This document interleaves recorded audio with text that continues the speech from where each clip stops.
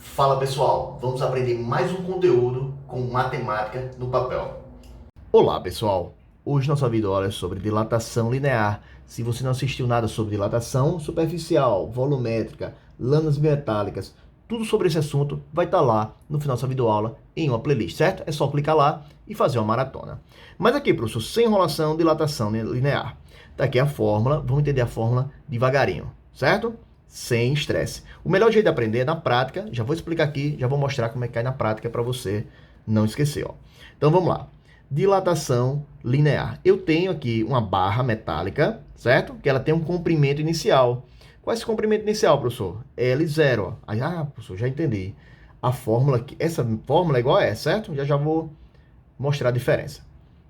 L0 é esse tamanho inicial, esse comprimento inicial dessa barra, né? Isso, muito bem. Beleza.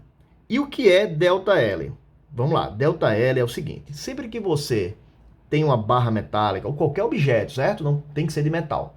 Qualquer objeto que você aumenta a temperatura, quando você aumenta a temperatura desse objeto, ele dilata, ele aumenta o seu tamanho, ele aumenta o seu comprimento, certo?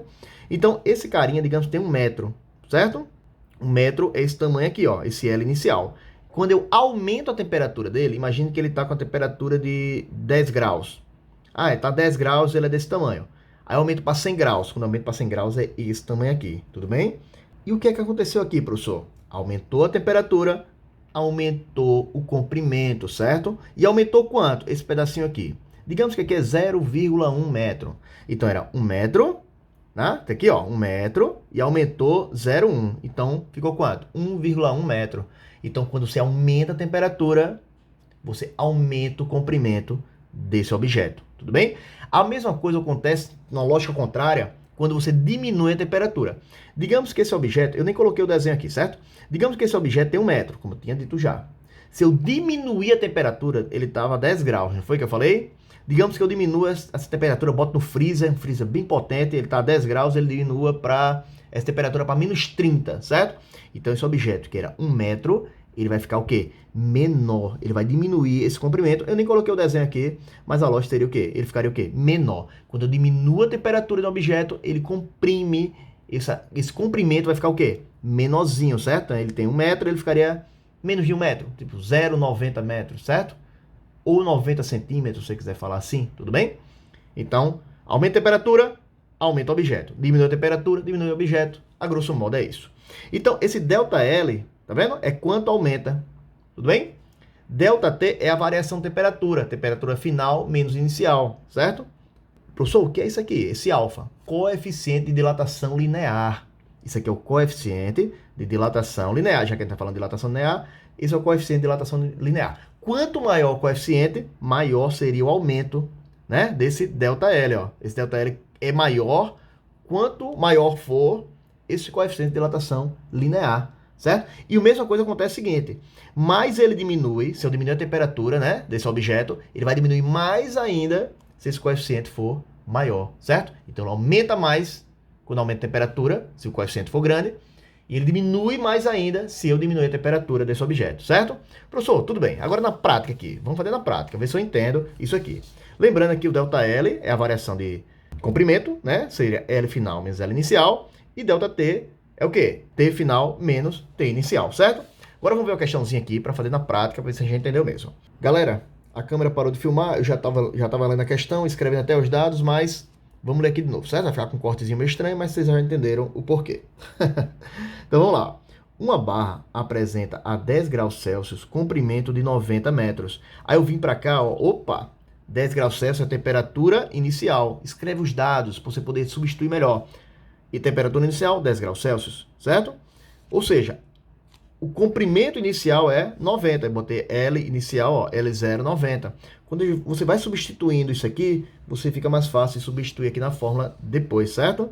Ó, sendo feita de um material cujo coeficiente de dilatação linear médio vale 19 vezes 10 elevado a menos 6, o quê? Graus Celsius elevado a menos 1, certo? Então ele deu o coeficiente de dilatação, tá aqui, escrevi, tudo bem? Ele deu o alfa, tudo bem? A barra é aquecida até 20 graus. Opa, ela tinha essa temperatura inicial 10 e foi aquecida até 20, então temperatura final 20. Então, entre esses 4 dados aqui, que foi dado na leitura, certo? Aí ele pede a dilatação ocorrida. Quando ele pede a dilatação ocorrida, ele pede quando dilatou. Essa parte verdinha, quando dilatou é o quê? É o ΔL. Então, ele quer o ΔL, certo?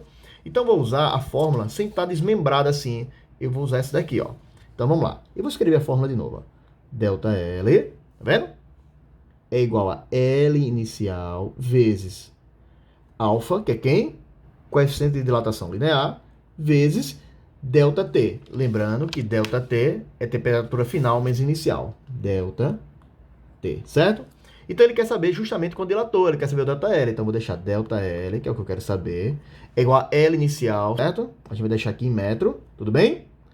Vezes o quê? Coeficiente de dilatação, o quê? Linear, que é 19, vezes 10 elevado a menos 6, vezes, gente, ΔT é temperatura final menos inicial, certo? Então, botar aqui, ó, temperatura, botar o parênteses, não esqueça o parênteses, temperatura final foi quanto, gente?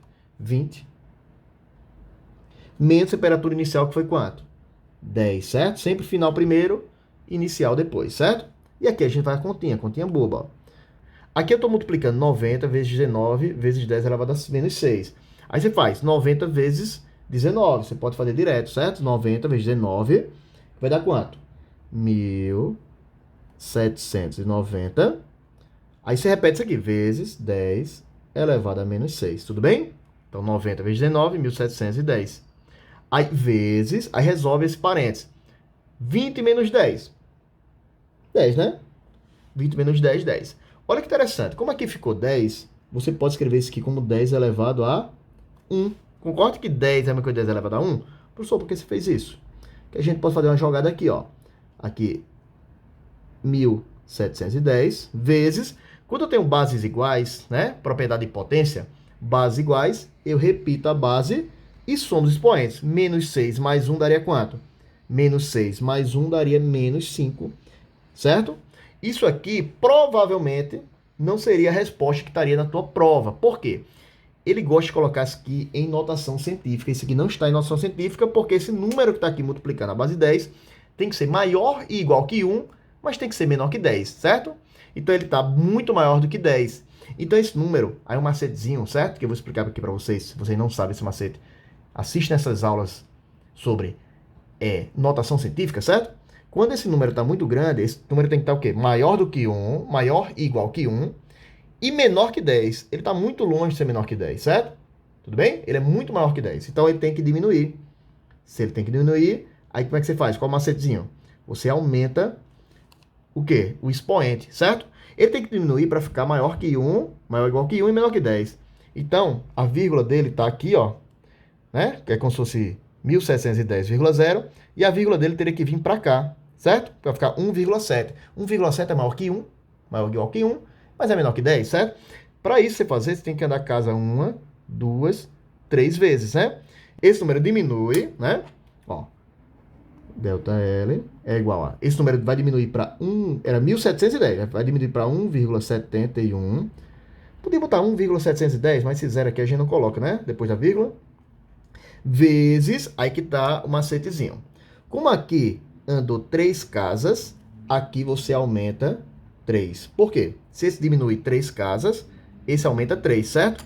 Então, você faz menos 5 mais 3 daria menos 2, certo? E isso aqui está em metro, né? Esse L inicial era metro, então esse ΔL foi metro também, tudo bem? Então essa seria a minha resposta final. ΔL é igual a 1,71 vezes 10 elevado a menos 2, certo? Essa aqui foi a letra A. Letra B, ele quer o comprimento final da barra. Olha aqui nesse cantinho, certo? Nesse cantinho aqui, ó. B, comprimento final da barra. O comprimento final da barra é o comprimento inicial, né? Vou botar aqui, comprimento inicial, né? Mais, seria L inicial, mais o ΔL, o que aumentou. O comprimento final é o quê? É o comprimento inicial mais o que aumentou. Então, o comprimento inicial era 90, mais o que aumentou. Sendo que isso aqui está em notação científica, certo? Se não fosse notação científica, como é que a gente faria? A gente faria o seguinte, ó. ΔL podia ficar assim também. Como é que é 10 elevado a menos 2? Para a gente destransformar isso, é a mesma coisa de dividir isso aqui por 100. Porque 10 elevado a 2 seria quanto? 100. Então, como é a menos 2, é a mesma coisa que dividir por 100. Dividindo por 100, a vírgula andaria duas vezes para cá. Ficaria 0,0171, certo? Metro. Ah, professor, não entendi isso aqui não. Então, assista essa videoaula sobre notação científica. É muito importante saber notação científica, porque os coeficientes sempre vão ser assim, certo? Os coeficientes de dilatação. Então, ó, mais 0,0171. Aí você somaria, daria 90,0171 metros. Tudo bem, pessoal? Espero que tenham entendido. Até uma próxima videoaula. Obrigado.